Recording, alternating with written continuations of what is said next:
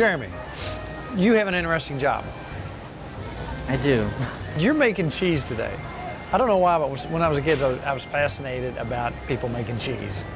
And to me, it's an interesting process. It's complicated, but not that complicated.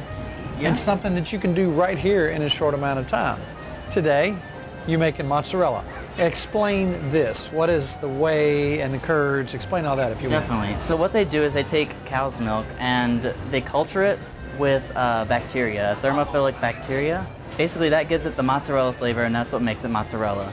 But you're not done. All you have right now is liquid with microorganisms in it. So you take a substance called rennet, and that's an enzyme, and you put it into the mozzarella, and that basically curdles it, and it brings out curd and whey. And now the curd is what you see here, the major portion of it. It's the solid portion of the mozzarella curd, whereas the whey is all the liquid down here.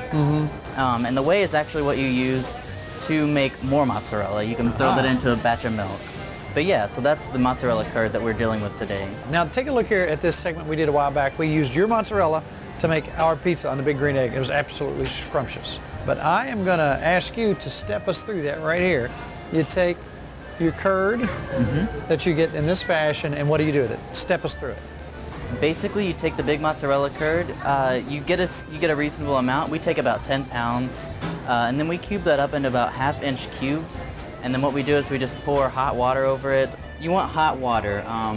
You don't want it to be boiling, but you also don't want it to be too cool. So about 165 to 185 degrees is perfect, just to melt it down, just to get it pliable enough to make it into mozzarella shapes.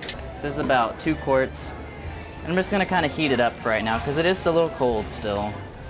And the water is pretty hot, so I usually use about 2 or 3 pairs of gloves just so I don't burn myself.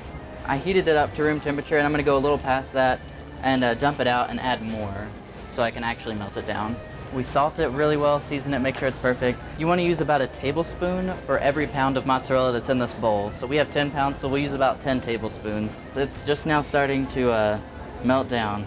So basically you'll know when it's ready is when you start to pull it, it doesn't break apart, but rather it stretches, on and on. And then you know it's in perfect condition to start forming it into mozzarella balls.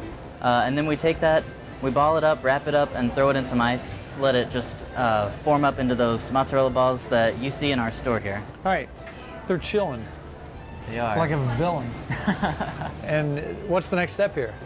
Well, we'll take one out. You kind of just feel they're firm enough to hold their shape in the case there, so we just dry them off. Put a sticker on them. Make them ours, and then Weigh them up. yeah. I want to thank you very much for taking time out for us today and making us some cheese. Yeah. Thank you, Jeremy. Crazy.